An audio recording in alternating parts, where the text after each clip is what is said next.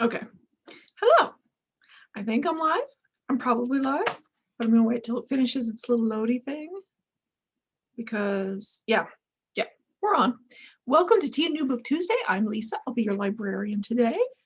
Let me get over here, get into my thingy. Let's see. Let's go ahead and share my screen so that you can. There we go. No, there it is. Okay. That's what I'm looking for. I'm looking for this. All right. As I said, welcome to Tea and New Book Tuesday. Today my tea is Tazo Lemon Strawberry Green Tea, which is one of my favorites. And on today's episode, we're going to go over March's hits. So this is the kind of books that we put on the new book flyer to let people know before they come out. And they often have a full slate of holds before they ever hit the shelf. In some cases, they'll have multiple rounds of holds. So I'm telling you about them as soon as I can, so you have a chance to put it on hold for you. We're going to cover nonfiction, some series installments that are coming out, which I'm not going to go into detail about those because you're kind of either reading the series or you aren't. I like to focus on either. If I'm going to talk about a series, I like it to be either the first book or the last book, as opposed to a random number 23. And then we'll go over some fiction titles. We're having this Saturday, which is February 6th, here at Ben May, Maine, is Take Your Child to the Library Day. I think it's actually National Take Your Child to the Library Day. But here at Maine, we're going to have Dr. Clavicle from the Mobile Medical Museum come by. So it should be a nice socially distant event. If you'd like to come and join us, it starts at 10. What I just read, okay. I just finished Bloodline by Jess Lowry, which came out, I think, February 1st, so yesterday. I liked it. I have a little explanation of what I thought about it on our Goodreads page, and I wrote a full review. If you want to, I don't know that it's that much longer of a review, but if you wanted to see my reviews, you can follow me. I'm LA Barnes on Goodreads. Having said that, most of the content is the same. The only thing I would add to my page that you wouldn't see on the Tea and New Book Tuesday group might be stuff about politics, or I've read a lot of books about nutrition and weight gain lately. So I think those belong on my personal reviews more than they belong over here. So, but anyway, Bloodline.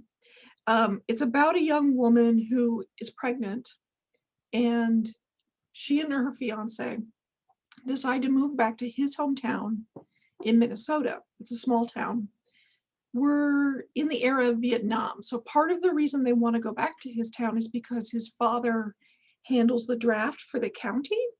So they're hoping he won't get drafted into Vietnam. She also, while they were in Minneapolis, she was mugged. And obviously it's shaken her and convinced her that living in a small town might be a good idea, especially now that they're having a baby. But she finds almost as soon as she gets there that the people are, especially the people immediately around on their block, are overly familiar. The men are very physical, and all of them touching her and hugging her more than is socially acceptable. She decides she's going to write. She wrote for the paper in Minneapolis, and then she decides she's going to write for the local paper in the small town. And as she's out and about, she's starting to feel like people are watching her, and starts to get pretty tangible evidence that people are watching her, which when that happens is really startling because it's so intimate. It's so a thing that no one should have been able to see, and yet they did. There's also a mystery in the past of this little boy who went missing. The overall genre of the book is probably horror, but I kind of consider it sort of horror light in that It's never going to be as gruesome or as violent or as gory as a lot of horror, but it's genuinely horrifying. The overall mystery of what's happening in this town, for the most part, makes sense. It isn't something you're necessarily going to guess before you get there. I think there's one reveal towards the end that doesn't quite work, although you may disagree. But overall, I think it's a decent book, and I read the last half of it in like one evening or 2 evenings because it was genuinely interesting enough that I didn't want to put it down. So if you're interested in Bloodline, it's already out. I think we might have some copies on the shelves. Not super positive about that, but I liked it. Next up, I am rereading The Stand by Stephen King because I'm watching the miniseries. And the miniseries on CBS All Access is a little disappointing. There's some things about it that are fantastic because I think they may have created and cast like the perfect version of Harold Lauder, which is one of the major characters from The Stand. But they've underserved a lot of other characters in order to do that. I mean, not really in order to do that. They could have done. I mean, they could have spent equal time and effort on the other characters. They just didn't. And I don't really see why. And their depiction of the evil side of things tends to be a little cliche. But between that and coronavirus and everything that's going on, I really kind of wanted to reread the book. So it's 1,000 pages long. I don't think it'll take me very long to read it because it doesn't take me as long to do a second read of a book. And also, I'm genuinely going to skip some parts. There's just only so much I care about some of the characters. That happens with a big cast of characters. There's some people you like and some you just could leave. So I might skip their sections and get through it a little faster. But yes, so next up I'm reading The Stand. Let's move on to today's giveaway, which is a surprise. So you have to stay tuned for me to tell you what it is and how you can win. Moving on to nonfiction. All right. Starting up with a very popular author, Isabella Land, The Soul of a Woman. This has been described as a passionate and inspiring meditation on what it means to be a woman. Land is a best-selling author who's incredibly popular, has won a bunch of awards. I don't know that I can describe something like this well for you. Like if you want an entry into Isabella Land, this might be a good place to start. If you've already read her, then I think, and enjoyed her, then definitely consider this. This is going to be, I think, a deeply personal narrative that she's telling, which makes it all the more interesting. But it already has over 1,300 ratings on Goodreads, which is huge for a book that isn't out yet. And they're giving it 4 stars. So comes highly recommended, and it will be released on March 2nd. Moving on to Elizabeth and Margaret, The Intimate World of the Windsor Sisters by Andrew Morton. Okay. This is also coming out on audio. My entire notes just say rant on Andrew Morton. So let me do that. I've read 3 books by Andrew Morton. Diana, Her True Story, which is his first big book. There's one that he wrote before she died that's about the period of her life after she divorced, and I can't remember the exact title, but I've read that one. And I read his book on the Duchess of Sussex, Meghan Markle. With this amount of overview of his work, this is what I have to say about Morton. He is not as good as his reputation precedes him. And I mean, I know these things are subjective, but really he's not as good as his sales would reflect. His biggest book, of course, is Diana, Her True Story. And that book is incredibly compelling and interesting because he revealed this after she died, and he revealed this right after she died, like 5 minutes after the funeral. It might have been a month. It might not have been 5 minutes, but it was very fast. She did interviews for that book, She did them in secret, and she actually was interviewed by a mutual friend of theirs so that she could say that she never met Morton. He has since revealed the entire contents of those interviews. He has also, in more recent years, revealed that they were videotaped and has shown the videotape in various places. So I resent him a little for having betrayed his secret with her so quickly after she died and essentially capitalizing on her death. Having said that, the bigger point that I'm making here is that Diana, Her True Story, is compelling because it's half written by her. It's her telling her story. The rest of his books aren't as interesting, aren't as well researched, because he doesn't have access that he had to that source. I kind of feel like Diana, Her True Story could have been written by almost any other author. Morton doesn't bring much to it. I was especially disappointed by his biography of Meghan Markle because he found out nothing. Like, his research was both extensive and meaningless. He can tell you the address of everywhere she lived, but never mentions, did she have a roommate when she was out of college and living in that place? Did she start living with the boyfriend she eventually, was her first husband? Was that when she was living with him? No idea. Doesn't know how she met her first husband. Doesn't know what brought them together. Doesn't know why they married when they married. Doesn't know why they divorced. All of those things are huge. How you can write a biography of someone and not cover that material is completely ridiculous. And again, it comes down to access. He had no access to her, so he had nothing to write. And he wasn't able to get access to anyone near enough to her to actually tell her story. Publish the book anyway, which makes me feel like it's just a callous cash grab. So this is on our hits list. This book is going to be a bestseller. You see how I feel about Andrew Morton. If you want to read it, I don't fault you for that. Absolutely. I'm sure Queen Elizabeth and Princess Margaret are incredibly interesting people. They've led very unique lives, and I think a biography of their relationship is a fantastic idea. I wish it had been written by a different writer.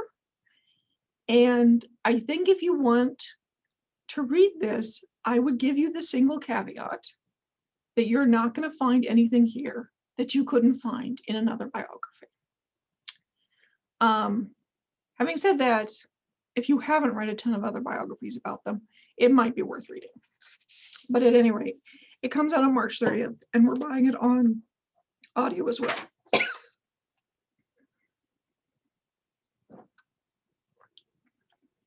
This is why I have to have my tea.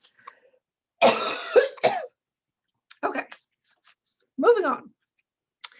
This is interesting. Make a statement like that and then drink so you can. I forgot what to say. Okay. No pain, no gains. The Good Stuff Doesn't Come Easy by Chip Gaines. Chip and his wife have become so big. And in fairness, I don't have cable. I use mostly the internet. So I don't watch a lot of, I have never seen their program. I don't really know anything about them. And I thought at first from the description, or not even from the description, from the name, essentially, that this was going to be another famous and successful person telling everyone to pull them up by their bootstraps and work hard, and then you'll be as famous and successful as they are, which has a place, but is also not really true. I think there's no doubt that luck and a certain amount of privilege help a lot of people get where they are, is my point. Having said that, this morning, I knew you would want it was coming. I knew you guys would want to know that it was coming out, and it's going to be on the new book flyer. And it is absolutely going to have a ton of holds before it ever actually comes out. But for this, I read the description, and I was actually really impressed by what he's saying here. I was wrong about what it's about, by the way. Let me go back, I got the wrong thing. He's talking about building a network of people around you. And when you talk about networking, in the past, I think there's been a lot of emphasizing on networking for the sake of your career. He's emphasizing networking for the sake of the whole of yourself, for the sake of having a connection with people around you, for the sake of surrounding yourself with people who are passionate about what they're doing, because that will feed your passion about what you're doing. And because having these connections with other people helps you challenge yourself and grow, because you're trying to be equitable and fair to them. He did emphasize the equity thing. And all of that sounds to me really interesting, and I think a really nice book to have coming out right now. So yeah, it's coming out on March 16th. We're also getting it on the audio. It might be a really good book. And we move on. All right. Remember by Lisa Genova, The Science of Memory and the Art of Forgetting. And I put away the notes. So this is by the author of Still Alice, who was a Harvard-trained neurologist.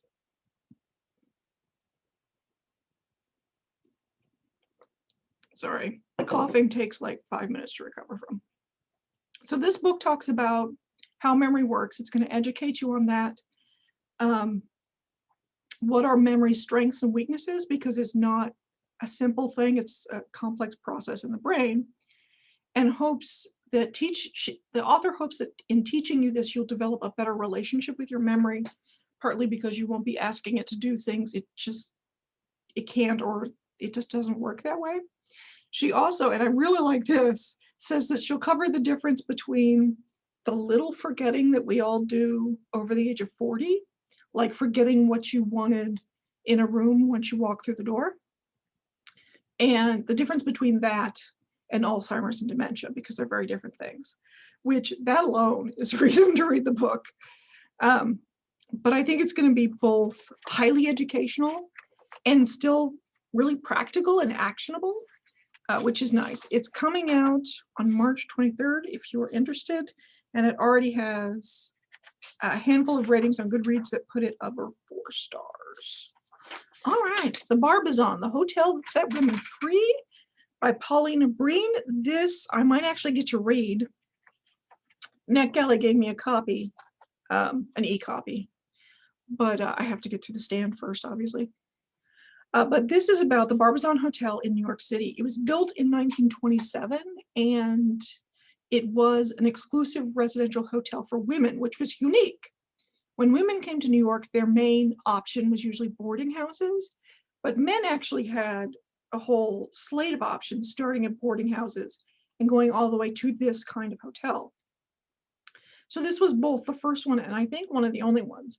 And one part of the difference is that you would also have maid service, which you wouldn't in a boarding house, and that you would have cultural programs and more of a sense of community.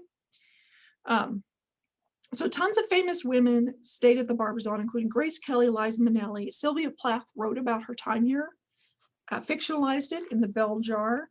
It's by an award-winning author and who's apparently done some incredible research on the subject. It looks really interesting. Obviously, I thought it was interesting. That's why I asked NetGalley for it. And it comes out March 2nd. All right, let's move on to the series. There are a ton of series installments, so I'll try to note the most important parts of these things.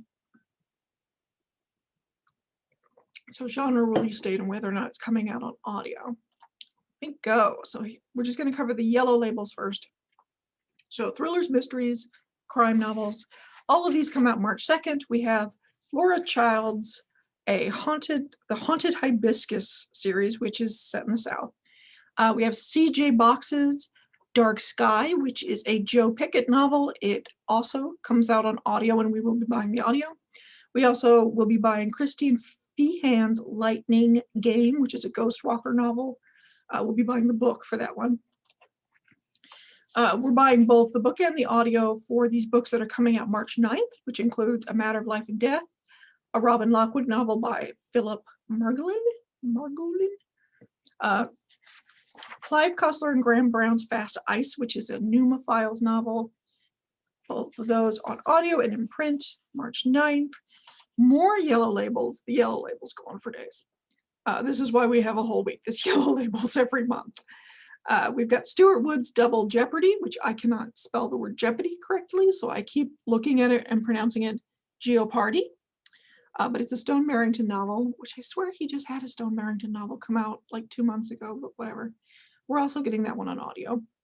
Jacqueline Winspear's The Consequences of Fear, which is a Maisie Dobbs novel. And Janet Ivanovich and Steve Hamilton's The Bounty, which we will also be getting on audio. All of them come out March 23rd. We have James Patterson and David Ellis's The Red Book, which is a black book thriller. This actually got a starred review from Kirkus. Kirkus is a literary magazine. Call it a literary magazine? I don't know. It's reviews. And librarians read it to see which books might be good and might be good for our collection. Although one of our librarians likes to joke that you only read Kirkus to find out why not to buy a book, which is why them giving James Patterson a star review on, like, I don't know how far this is into the Black Book series, but it's pretty far in, is a bit of a surprise, and maybe this series is really interesting. I don't know. But it comes out March 29th, and we will also be getting the audiobook. Moving on to some different genres. Martha Hall Kelly's The Sunflower Sisters, which I believe is historical fiction. Is that what I've got? Yeah, I've got it as historical fiction. Comes out March 30th. We will also be getting the audio. The Robin's Greeting, which is kind of a yellow label because it's an Amish greenhouse mystery. But at any rate, that's Wanda E. Brunstetter. It comes out March 2nd, no audio. And what is her name? Why is it all broken? Sorry, my battery is low despite the fact that I thought this was plugged in, but that's fine. Okay. Is everybody on? Is everybody doing their thing? Yes, sorry. Patricia Briggs, Wild Sign, which is an Alpha and Omega novel, comes out March 16th. We will also be getting the audio on that one. All right, let's move on to fiction. We're going to do one thing real fast because I'm a little concerned. Yes, I am plugged in. That was important. I did not want this to cut off on me in the middle. All right, moving on to the fiction. We'll start with What's Mine and Yours by Naima Coster. I don't know why I have Dean Koontz written there. Ignore that. So, What's Mine and Yours is about a small southern town where there's an uproar because a local initiative is trying to draw students from the black side of town to a high school that's predominantly white. The story centers around two of the kids involved, a young black man whose mother is determined to get him the best education that she can, and a light-skinned girl whose mother just is determined to see her as white, despite the fact that she has a Latino father. The two families will develop a strong, messy bond that will last well into these kids' adulthoods. The early reviews are giving it over 4 stars. It got a star review from Kirkus as well. It looks really good, and it's today's giveaway. So if you want to win What's Mine and Yours by Naima Coster, write I want to win in the comments below and add your preferred MPO location for pickup. I will draw the winner on Friday. All right, but that comes out March. It does come out March 2nd? Yes, it does. Even though the author is wrong, the date is correct. Moving on to Band of Sisters. This is a historical novel. Our heroine is a scholarship girl at Smith College in 1917. One of the charismatic alumna in a group she's in makes an impassioned speech urging all of them to go help with the war effort in Europe, World War I, of course. So a group of Smith girls, including our heroine, get together, the Band of Sisters in the title, and decide to go to France and help the civilians. What they find is a community that's been ravaged by war and is still under threat from the Kaiser and his military forces. Early readers are giving this over 4 stars. Lauren Willig is a pretty popular author. We're also buying it on audio. If you're interested, it comes out March 2nd. Okay, Eternal by Lisa Scottoline, something like that. Okay. This is another historical fiction. This one has a love triangle angle to it. It's about Elisabetta, Marco, and Sandro. They grew up together in Rome as the best of friends, but as they become adults, it turns a little more tense and sexual and becomes a love triangle. Meanwhile, fascism is taking over Europe because this is the 40s, and Mussolini is taking over Italy, more specifically. The novel will cover both that period of time and decades afterwards. The early readers are giving it over 4 stars. We are also buying it on audio. If you're interested, it comes out March 23rd. All right, The Rose Code by Kate Quinn. Kate Quinn is very popular. She's the author of The Huntress and The Alice Network. This is about 3 women who gather together in the British countryside to help decode Nazi transmissions. There's a society girl, a Londoner who was born in poverty, and a spinster who's good at puzzles and who will become one of very few female cryptologists. The war brings them together, makes them friends, and then tears them apart. So a few years later, they're brought together again and presented with a mystery that hopefully they'll be able to solve and heal their friendship. This looks promising. The early readers are giving it over 4.5 stars, which is really high. We're also buying it on audio. It comes out March 9th if you're interested in The Rose Code. All right, Later by Stephen King. As I explained before, I'm reading The Stand by Stephen King because I do read Stephen King. I feel like every other of his books is really good. Don't read Revival, trust me, just don't. So Later by Stephen King is about, in a very Stephen King fashion, a young man born into poverty who has supernatural abilities. His mother wants him to hide him, again, very Stephen King, but an NYPD detective wants the young man's help in solving a murder because he believes the killer may also have supernatural abilities. It's described as a terrifying and touching story of innocence lost, and what it takes to stand up to evil in all of its different faces.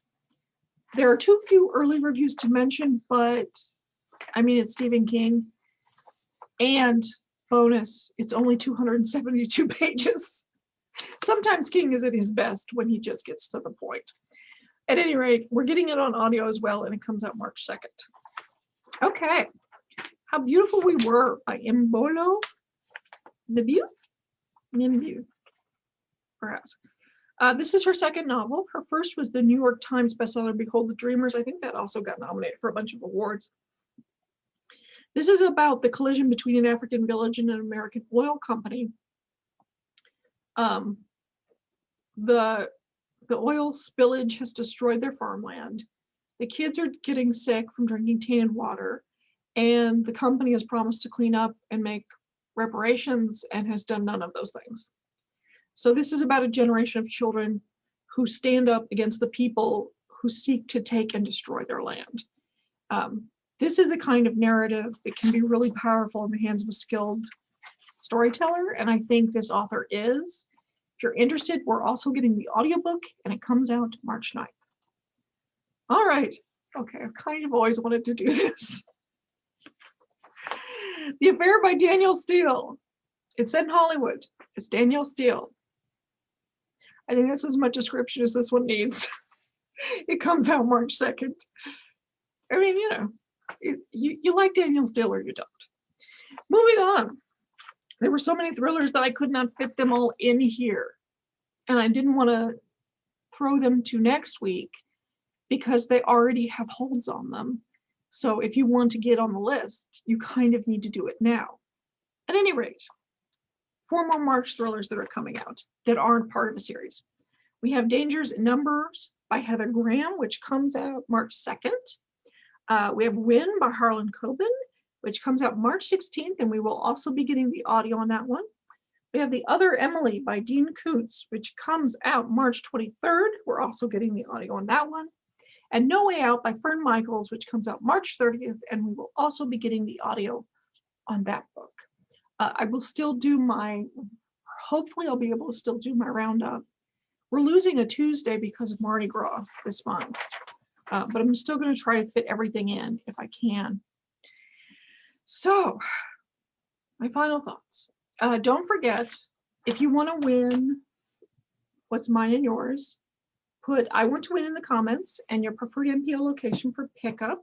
I'll choose the winner on Friday, probably Friday morning. As I said, I post reviews to Goodreads on our group. I've also been posting memes just because it amuses me. And if you haven't had a chance to subscribe to our MPO pre-orders, which I think most of you are, I've started adding also on audio to any book that I know at the time of this show that we're getting the audio. The problem, as always with the audio thing, is that sometimes we decide later that the book is more popular than we thought it was going to be, and we go ahead and get the audio. But so far as I know, these are the ones that are getting audio. Next week, we'll talk about March Yellow Labels, so more thrillers and crime and mysteries. We just did all that. We did not forget. Also, this can't be the same brain I was using to read 750-page novels in 3 days in middle school. Sadly, it is the same brain. It's just much older. Thank you for watching. I'll see you guys next week for March Yellow Labels. Stop that. And goodbye.